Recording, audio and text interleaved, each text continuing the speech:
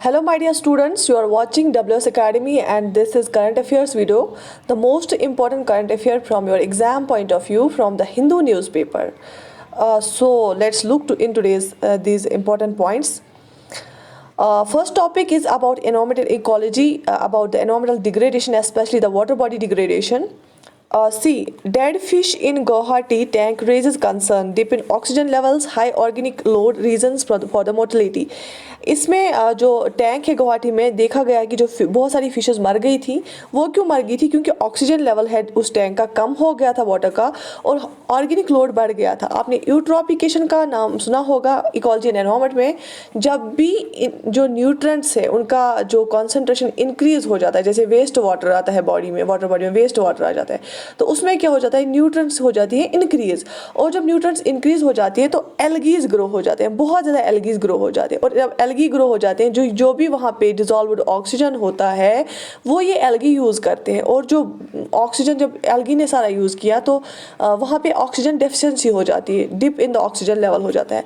तो जब जो फिशेस हैं उनको तो ऑक्सीजन चाहिए रेस्पिरेशन के लिए, तो उनके लिए ऑक्सीजन अवेलेबल नहीं होता है। जब ज़्यादा डिप हो जाएगा, लेस देन 3 ppm, हम आगे देखेंगे, तो उससे क्या हो जाता है, वो मर जाती हैं, जो मछलियां हैं वो मर जाती है। तो ये इंडिकेशन एक करती है, क्या इंडिकेशन, पहले ये बात बताती है हमें कि ऑक्सीजन लेवल कम है वाटर में। दूसरी बात हमें बताती है कि हमने देखा वहाँ पे जो है हाई ऑर्गेनिक लोड हुआ था, बहुत ज़्यादा ऑर्गेनिक न्यूट्रेंट्स आए थे। तीसरा ये है कि एनवायरमेंटल डिग्रेडेशन है ये एक।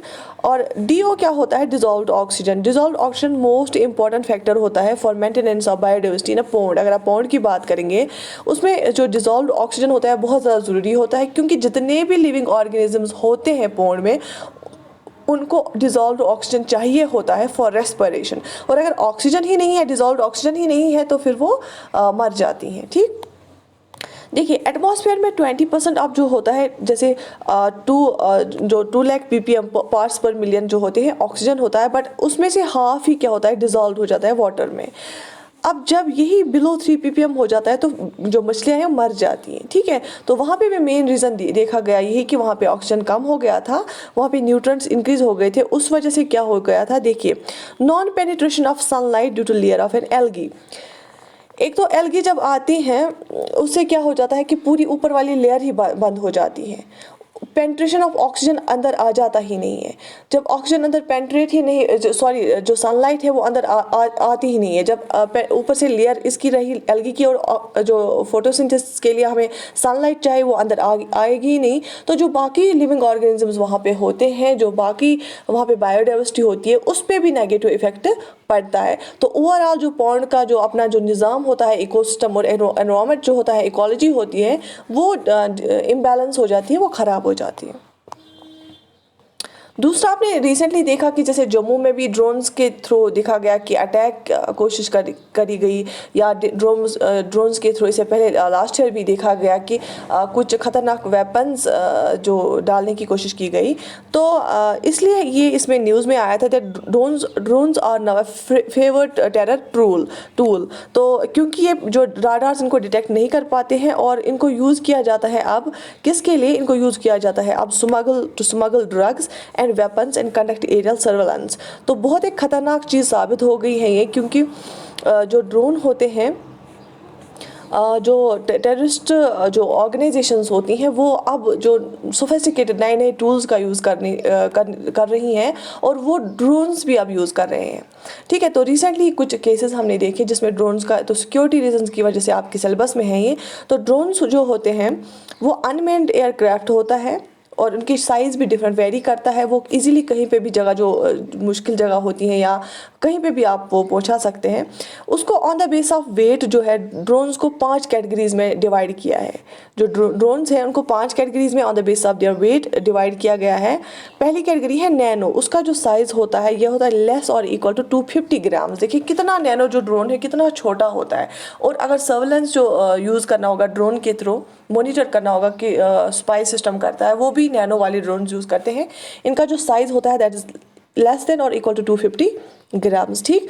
उसके बाद होता है माइक्रो जो ड्रोन्स होते हैं वो 250 ग्राम्स टू 2 kg होता है। जो माइक्रो ड्रोन है उनका जो वेट है दैट्स 250 ग्राम टू 2 kg।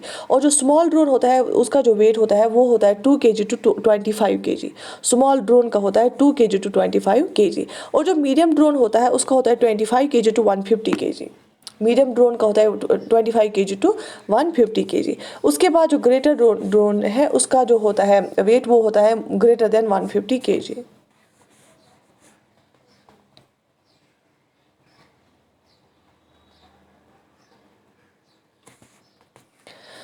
और एक जो न्यूज़ आई थी that is nuclear site images wouldn't be shared with IAEA Iran ने बोला है कि IAEA जो है इनके साथ हमारे जो भी जितने भी न्यूक्लियर साइट्स हैं हम इंटरनल जो इमेज है उनके साथ शेयर नहीं करेंगे।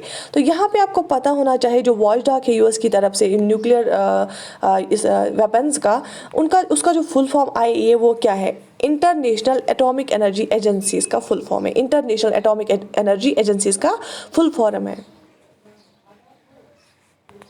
और ये क्या है, ये इंटरनेशनल ऑर्गेनाइजेशन है। ये क्या प्रमोट करती है, ये प्रमोट करती है peaceful use of nuclear energy inhibited use for military purpose. ये बोलती है अगर कोई कंट्री न्यूक्लियर जो पावर है न्यूक्लियर एनर्जी रखती भी है तो लेकिन इसका जो यूज़ करो पीसफुल पर्पस के लिए करो, रिसर्च के लिए करो, ठीक है, दूसरी चीज़ों के लिए करो, बट मिलिट्री पर्पस के लिए ना करो। ये रोकती है मिलिट्री पर्पस यूज़ करने के लिए। और एक बहुत अच्छा जो आर्टिकल आया था that was the power of an apology. Apology के बहुत सारे पॉजिटिव्स होते हैं, इनमें कुछ एग्जांपल्स भी दी गई। इसमें बताया गया कि जो हम मल्टीपोलर वर्ल्ड चाहते हैं, हमारी जो बहुत सारी कंट्रीज मल्टीपोलर वर्ल्ड चाहते हैं, उसके लिए ये ज़रूरी नहीं है कि आप एक मिलिट्री पावर हो या मैन्युफैक्चरिंग हब हो या आप जो है एक फाइनेंशियल हब हो या ग्लोबल इन्वेस्टर हो। यूजुअली जो मटेरियलिस्टिक थिंग्स हैं ये ज़्यादा ज़रूरी नहीं है, बट ज़रूरी क्या है, मॉरल लीडरशिप भी बहुत ज़्यादा ज़रूरी है। जैसे क्रिटिकल सेल्फ रिफ्लेक्शन है, ह्यूमिलिटी है, कंपैशन है, और care towards people as vulnerable communities around the world. तो ये सब चीज़ें भी ज़रूरी है, मॉरल लीडरशिप भी ज़रूरी। ये ज़रूरी नहीं है कि आपके पास मिलिट्री ताकत है बस आप उसी से क्या बन सकते हैं, आप एक अच्छी कंट्री बन सकते हैं। तो बाकी चीज़ें भी आजकल की जो वर्ल्ड में है वो ज़्यादा ज़रूरी हैं। एग्जाम्पल्स उसमें लिखी गई कि जैसे वर्ल्ड वार इसमें पहले जर्मनी की एग्जाम्पल्स दी गई कि जर्मनी ने अपॉलॉजी की नमीबिया को for the massacre of hero and नामा इन 1904-1908। ये 1908 है। तो उन्होंने भी अपॉलॉजी की कि जो पास्ट में हमसे गलतियां हुई हैं, तो उसके लिए अपॉलॉजी थे वो जो भी उनके रेसिडेंट्स थे जो मर गए थे वहाँ पे। उसके बाद इमैनुअल मैक्रोन जो है फ्रांस का, उन्होंने recognise his country's role in Rwandan genocide and hoped for forgiveness. उन्होंने भी अपनी कंट्री का जो रोल है बोला कि हाँ जो पास्ट में हमने जो रवांडा में जिनोसाइड हुआ, बहुत सारे लोग मारे गए हैं, उसमें हमारी कंट्री का रोल रहा है, और उन्होंने अपॉलॉजी की मांगी, उससे माफ़ी मांगी उनसे। तो उसके बाद ये क्यों लिखा गया था, क्योंकि बोल रहे थे कि जो रिसेंटली जैसे अमेरिकन जो प्रेसिडेंट है उन्होंने टर्की का बोला था, लेकिन टर्की के जो एंड्रोजन है उन्होंने कंडेम किया उस स्टेटमेंट को। तो बोल रहे हैं कि जो टर्की है वो कॉन्स्टेंट डिनाइल करते हैं किसके लिए, आर्मीनियन जीनोसाइड के लिए, जो हुआ था वर्ल्ड वॉर फर्स्ट के दौरान। और वहाँ पे बोला जाता है कि बहुत सारे एविडेंस है जिसमें ये देख सकते हैं कि 1.5 मिलियन जो आर्मीनियंस है उनको किल किया गया ऑटोमन एम्पायर में ड्यूरिंग वर्ल्ड वॉर फर्स्ट। तो जो एंड्रोजन है उन्होंने कंडेम किया है US प्रेसिडेंट के स्टेटमेंट को, जिससे उनके रिलेशंस में और स्ट्रेन आ गया है। तो उसमें यही लिखा गया है कि डिनाइल नहीं करना चाहिए, अपॉलॉजी भी एक अच्छी चीज़ होती है, लेकिन उसके लिए करेज हो चाहिए। और उसी ऐसे ही कैनेडियन जो प्राइम मिनिस्टर हैं जस्टिस ट्रूडो, उन्होंने कोमागाटो मारू शिप जो है 1914 जो इंडियन हिस्ट्री में हम पढ़ते हैं, उनने उसके लिए 2016 में अपॉलॉजी मांगी थी। बोला था कि हाँ ये कैनेडियन गवर्नमेंट की गलती थी जिस वजह से उन्होंने रिटर्न बैक किया था शिप को। तो अब उन्होंने बोला कि जो अपॉलॉजीज़ हैं उनके लिए क्या चाहिए, इनके लिए करेज चाहिए होता है, गुडविल चाहिए होता है, और इनके लिए इंसान कंपैशनेट होना चाहिए और ह्यूमिलिटी चाहिए होता है। तो ये सब चीज़ें जिस इंसान के पास होंगी वही मॉरली करेक्टेड जो लीडर हो सकता है वो हो सकता है। और इनके इस जो अपॉलॉजी है उसके बहुत सारे पॉजिटिव इफेक्ट्स भी हैं, बट इसके लिए इंसान को करेज चाहिए, हिम्मत चाहिए, और एक गुडविल होना बहुत ज़रूरी है कि आपके इंटेंशंस गुड हो और आप कंपैशनेट कंपेशनेट हो, आप दूसरों का दर्द समझ सकें और उस दर्द का थोड़ा सा मदवा करना आपको आए, ठीक है। तो this was about, it was something related to the ethics, that how we can use this hidden power, how we can use this soft power, I must say, to make the international relations between the different countries good.